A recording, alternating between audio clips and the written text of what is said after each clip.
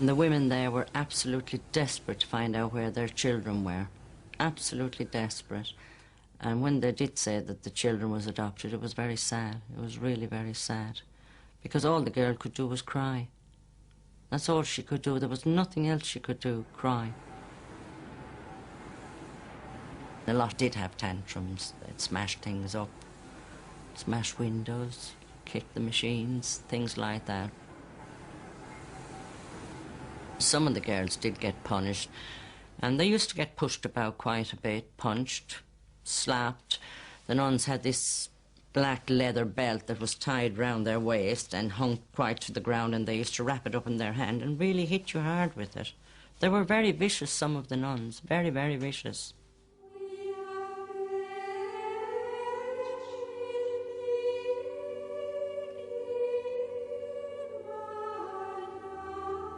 The regime worked to break the remaining bond between the mother and the separated child. However, Christina was not a willing penitent. I stopped working. I stopped. I went and sat down. I sat in the recreation room, and wouldn't come out of the recreation room. They asked me to leave the recreation room. I went and sat on the stairs. They locked the recreation room door, and I sat on the stairs. And it was then that the sister came up, and she had this belt around her, and the end of the belt, it was a long, like a strap. And she was waving the strap. You know, she was waving this thing about to get off the stairs and go to work. I said, you promised me that I go out to see my child. You promised me I'll go to work. You promised me I go to see my child. That's all I am asking. I'm a sensible person. I am not daft or crazy or criminal. All I want is to see my child. And she was waving this thing. I said, now, and she was coming closer to me, you lift your hand and hit me, I will kill you. I mean what I'm saying. And I felt that surge. I felt I would kill her. I tell you, I would have never seen my child because I'd have been put to prison. I wouldn't end up... And they may have kept me there. But that's all I wanted, to see my child.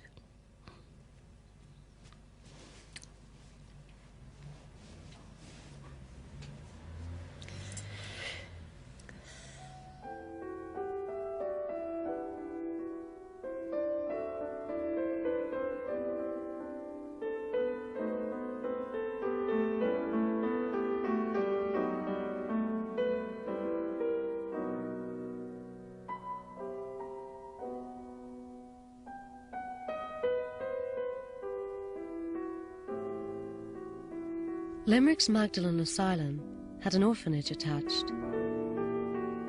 Some of the children were those of the penitents, but they were kept in strict isolation from their mothers. Bridget Young grew up there in the 1940s. We were not allowed to talk to the Magdalens. We weren't allowed to look at them.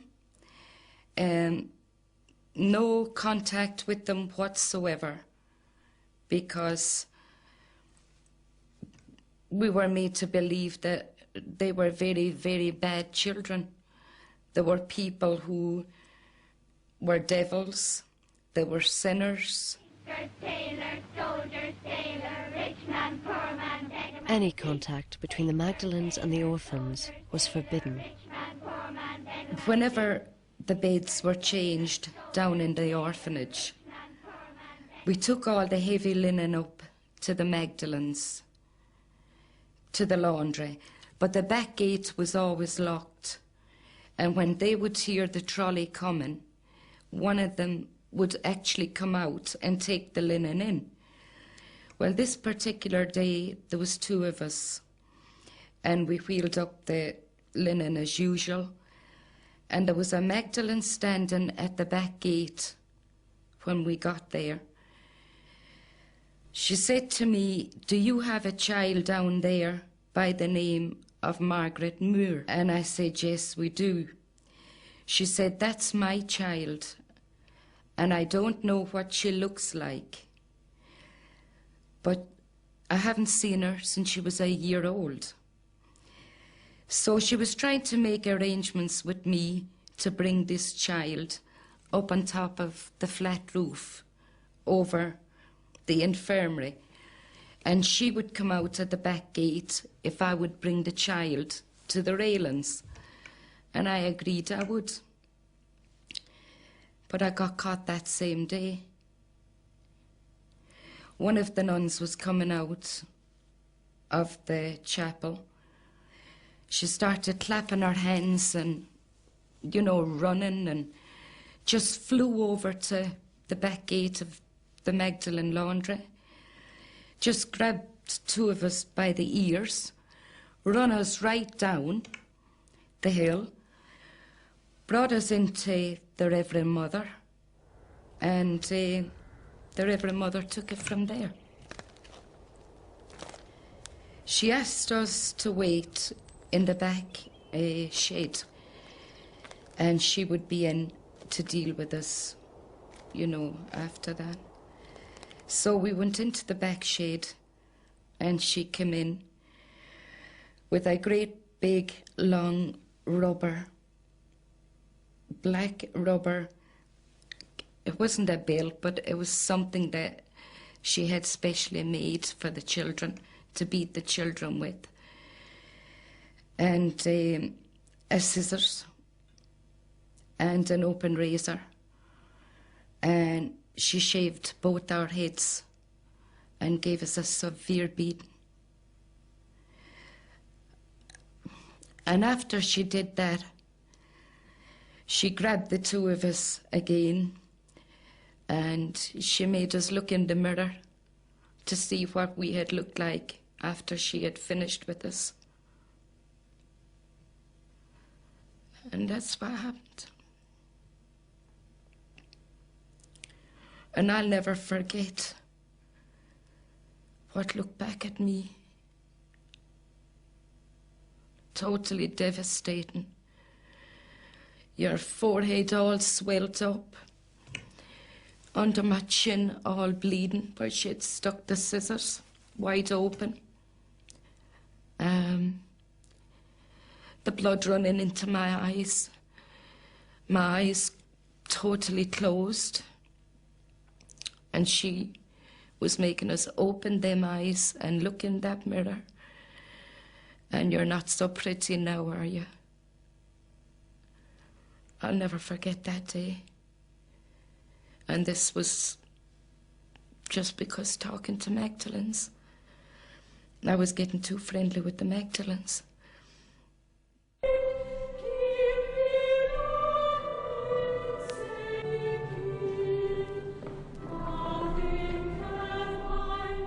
Priests made regular visits to the Magdalene asylums to conduct mass and take confession. Christina Mulcahy, having defied a nun's authority, had to seek further absolution for her sins. You're in a screen, you're inside a box in a screen, and when I said that I had something more to say, like that I wanted to make a general confession, and he said, well, come round, come this side and sit here and tell me about it. And he was all exposed. And I couldn't believe.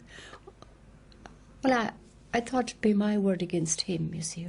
If I go and sell, Sister Paul would be the only one I could go to. And I told her. And I was told to be quiet and not keep my mouth shut. I said, Sister Paul, why are you saying things like this to me? You think that I'm crazy in my head, that I didn't see this thing? He denied it straight away. I said, you're not a man of God. You really are not. And I said I didn't want any more. And I said I wouldn't go to confession or go to church anymore. So I sat on the stairs and on a Sunday and wouldn't go. So the next thing was they cut all my hair off.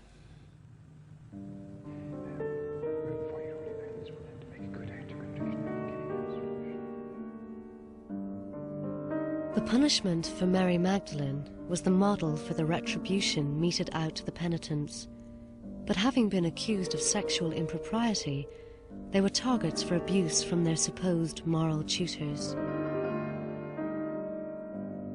Whenever you broke a rule like that, they always brought you to a priest to bless you. I was sitting in the parlour with him, and he was on one chair and I was at the other. And he talked away to me for a while. And then he started to move his seat towards me and wrap his two legs round my legs. And then he wrapped up his penis in a white handkerchief. And then he was getting himself all worked up on top of me. And then at the end, he just came over and just masturbated all over my dress. And I just said to him, "What's that?" I didn't know what that was. I mean, I had been in that convent for all them years. I never knew what sex was.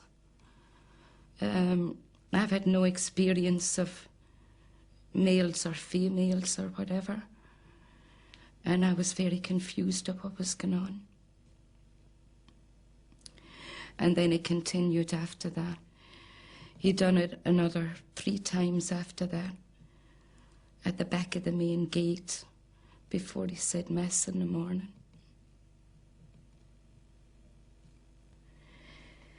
If I had tried to talk about that to any of the nuns, I would have been a Magdalene. That's not something you would have spoke to the nuns about, or any other child there. You just didn't talk, and that was it. I was too frightened to talk, because I didn't know what I was talking about anyway.